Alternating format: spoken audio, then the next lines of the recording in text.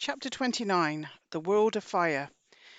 Just to let you know, I have to censor myself in this one because the world is so free that we can't say certain words on YouTube.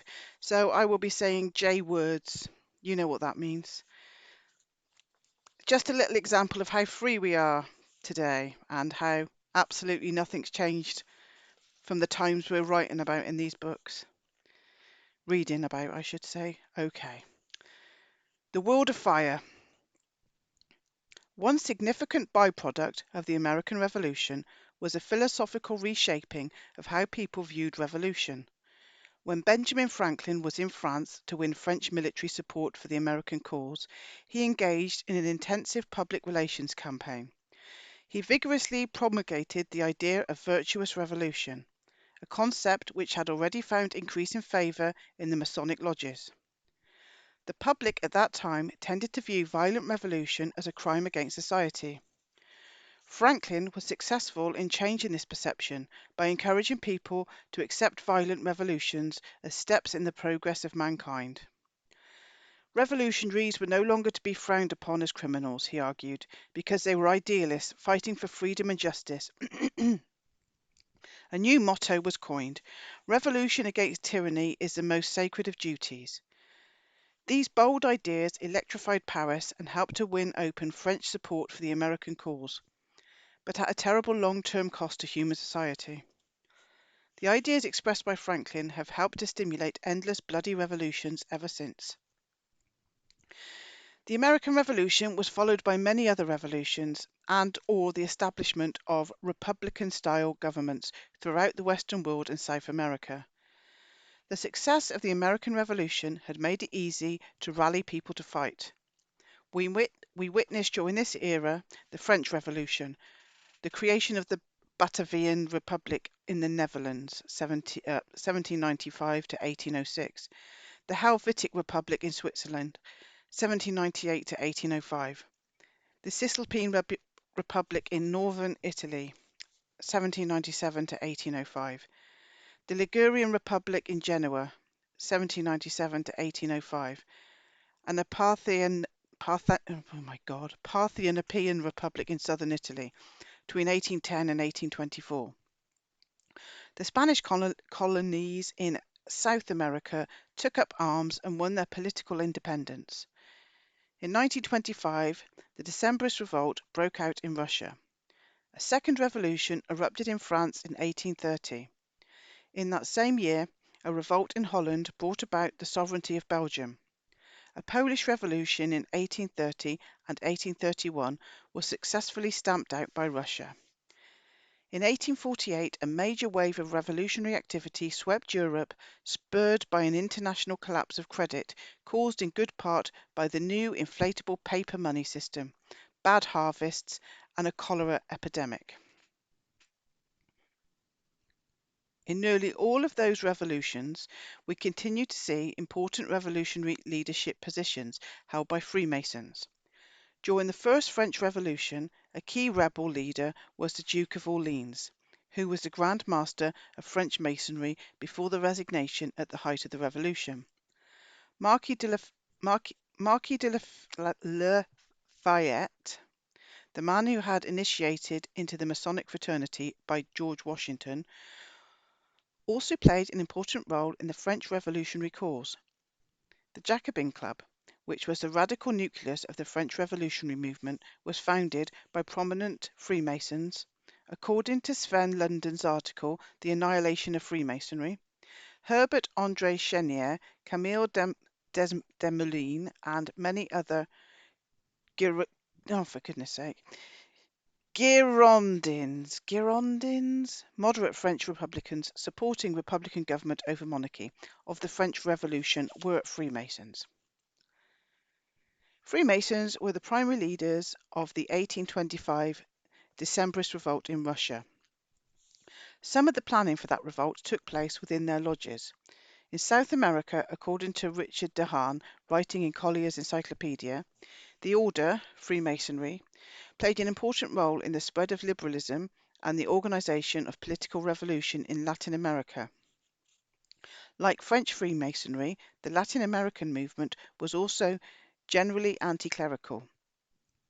In Mexico and Colombia, Masons helped win independence from Spain, while in Brazil they worked against Portuguese domination. Mr. London agrees. In Latin America too, the process of liberation from the Spanish yoke was the work of Freemasons, in large measure. Simon Bolivar was one of the most active of Masonry's sons, and so were San Martin, Mitre, Alvear, Sarmiento, Benito Juarez, all hallowed names to Latin Americans. I probably just unhallowed them, sorry. Regarding other revolutions, Mr. London adds, many of the leaders in the great year 1848, which saw so many uprisings against feudal rule in Europe, were members of the order. Among them was the great Hungarian hero of democracy, Louis Kossuth, who found a temporary refuge in America. The 1800s also witnessed the wars of Italian unification led by Giuseppe Garibaldi, 1807 to 1882, who was a 33-degree Mason and the Grand Master of Italy. The victorious Garibaldi placed Victor Emmanuel, another Freemason, on the throne. On the throne, not on the phone. The Italian Wars of Unification left two important legacies: a united Italy and the modern Mafia. The Mafia was a loosely knit secret society founded in Sicily in the mid-1700s. At first, the Mafia was a resistance movement, formed to oppose the foreign rulers who controlled Sicily at the time. The early mafiosi were popular heroes who specialized in criminal acts against the hated foreigners. The Mafia built an underground government in Sicily and held power by extortion. The Mafia assisted Garibaldi when he invaded Sicily in 1860 and declared himself dictator of the island. After the foreign rulers were ousted and Italy was unified, the Mafia became the violent criminal network we know today. Freemasonry was clearly an important catalyst in the creation of modern Western-style government. The vast majority of Freemasons who participated in the revolutions were well-intended. The representative form of government they helped to create was certainly an improvement over some of the governments they replaced. There's a footnote. This is not to say that monarchy is always bad.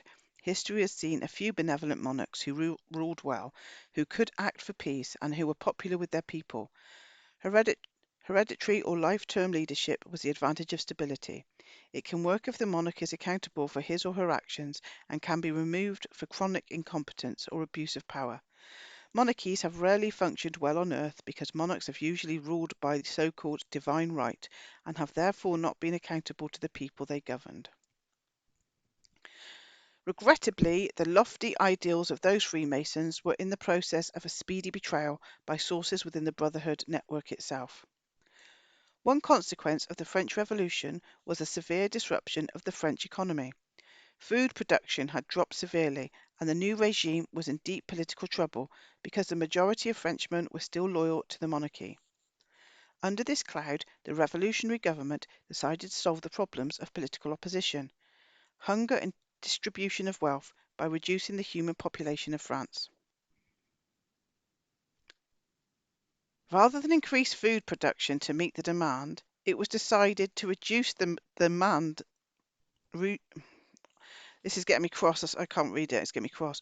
Rather than increase food production to meet the demand, it was decided to reduce the demand to match the lessened amount of food. Ringing any bells? Throughout the French nation, a program of mass murder was launched as an official program of the Revolutionary Council. I'm going to read that again. Rather than increase food production to meet the demand, it was decided to reduce the demand to match the lessened amount of food. Throughout the French nation, a program of mass murder was launched as an official program of the Revolutionary Council.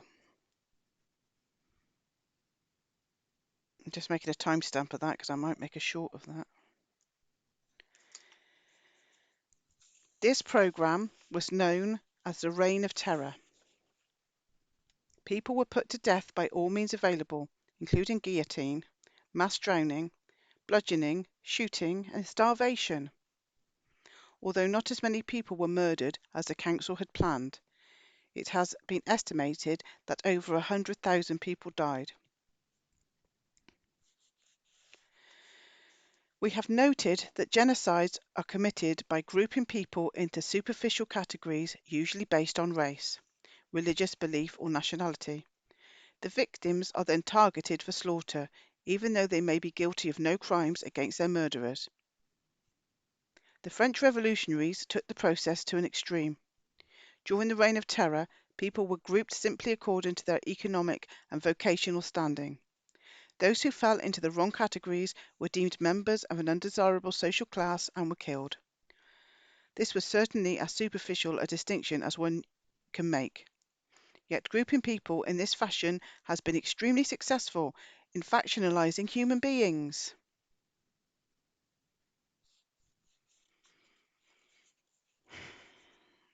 The French Revolution dragged nearly all of the major powers of Europe into a war. Initially benefiting from this was William IX, the prince who had inherited the immense Hesse-Kassel fortune.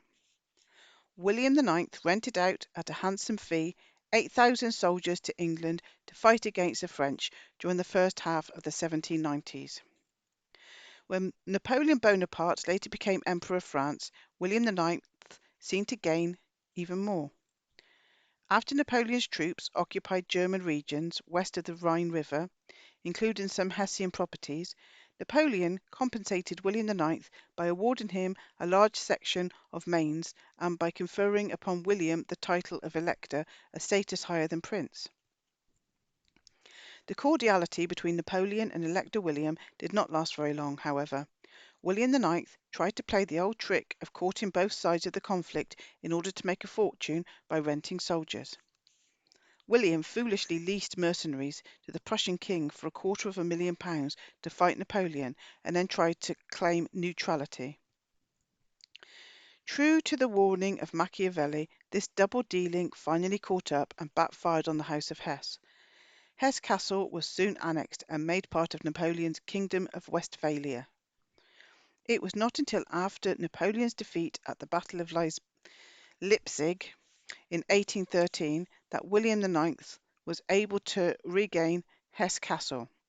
Hesse-Kassel remained under the control of his dynasty until 1866, when it was taken over by Prussia. Although the Hessian royal family has remained influential in German society until well into the 20th century, it never regained exclusive rule over its territory. Hesse merged into what has become modern Germany, a country that was unified in large part by the Prussian Hohenzollern dynasty.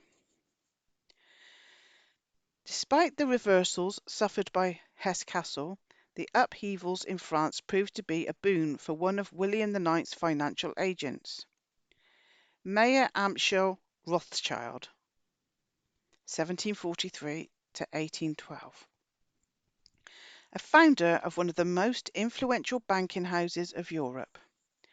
Mayer Amschel Rothschild was an ambitious and hard-working merchant who began his career in the J-word ghetto of Frankfurt am Main in Hesse. In 1765, 2 decades before the French Revolution, Rothschild managed to gain a hard-won audience with Prince William IX, who was still at that time living in Hesse-Hanau. Mayer Amschel Rothschild strove to ingratiate himself with the Hessian prince by selling antique coins to William at extremely low prices. William, who always had an eye open to increasing his material fortunes in any way possible, was delighted to take advantage of Rothschild's generous bargains. As a reward, William granted Rothschild's request to be appointed a crown agent to the Prince of Hesse-Hanau. This appointment, made in 1769, was more honorary than substantial, but it gave Mayer Amschel Rothschild a big boost in his community standing and aided his efforts to create a successful banking house. During the 20 years following his appointment, Mayor Amschel Rothschild continued to keep in close contact with Prince William IX. Rothschild's goal was to become one of the prince's personal financial agents. Rothschild's perseverance finally paid off. In 1789, the year in which the French Revolution began, and 4 years after William IX inherited the wealth of Hesse Castle, Mayer was given his first financial assignment on behalf of Prince William. This in turn led to the coveted position as a personal financial agent to the prince. Rothschild made a fortune from various activities while serving under William IX. The French Revolution and the wars it triggered created many shortages throughout Hesse. Rothschild capitalized on the situation by sharply raising the prices of the cloth he was importing from England. Rothschild also struck a deal with another of William IX's chief financial agents, Karl Berderus. The deal enabled Rothschild to share in the profits from the leasing of Hessian mercenaries to England. Virginia Coles, writing in her excellent book The Rothschilds, A Family of Fortune, described the arrangement. At this point, Mayer made a proposition to the enterprising Karl Berderus. England was paying the Landgrave, William IX, large sums of money for the hire of Hessian soldiers, and the Rothschilds were paying England large sums of money for the goods they were importing. Why not let the two-way movement cancel itself out and pocket the commissions both ways on the bills of exchange? Berderus agreed, and soon this extra string to the Rothschild bow was producing an impressive revenue. Out of those beginnings rose the House of Rothschild, named after the red shield used as its emblem. The Rothschild family soon became synonymous with wealth, power, and banking. For generations, the Rothschild house was Europe's most powerful banking family, and it remains influential in the international banking community today. Sharing the Rothschild house in Frankfurt during its early days was the Schiff family. The Schiffs also became major banking family, and they have done business with the Rothschilds all the way up until our own time. Control of the Rothschild house, as well as many other banking houses, passed from father to son over the generations. The Rothschild, Schiffs, and other banking families were truly part of a hereditary paper aristocracy, to which Brotherhood revolutionaries had given a great deal of power when they established the inflatable paper money system and its attendant central banks. Many historians writing about the Rothschild family focus on the fact that Mayer Amschel was a Jayword. The Rothschilds have been important supporters of Jayword causes throughout the family's history. Less frequently mentioned is the fact that the Rothschilds were also associated with German Freemasonry. This association apparently began with Mayer Amschel, who accompanied William IX on several trips to the Masonic lodges. Whether or not Mayer actually became a member is uncertain. It is known that his son Solomon, founder of the Rothschild Bank in Vienna, had become a Freemason. According to Jacob Katz, writing in his book Jaywords and Freemasons in Europe, 1723 to 1939, the Rothschilds were one of the rich and powerful Frankfurt families appearing on a Masonic membership list in 1811.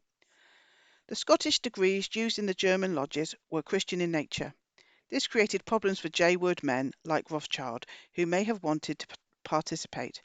To solve the dilemma, efforts were made in Jayword communities to change certain rituals in order to make Freemasonry acceptable to Jaywords.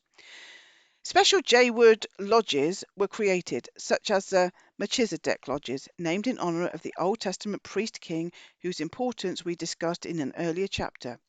Those who belonged to the Melchizedek lodges were said to be members of the Order of Melchizedek. This was an extremely interesting development, for across the Atlantic Ocean, the name of Melchizedek was about to be resurrected on the American continent during what some people believe to have been a series of significant UFO episodes. Those episodes gave the world a new religion, the Church of Jesus Christ of Latter-day Saints, better known as the Mormon Church.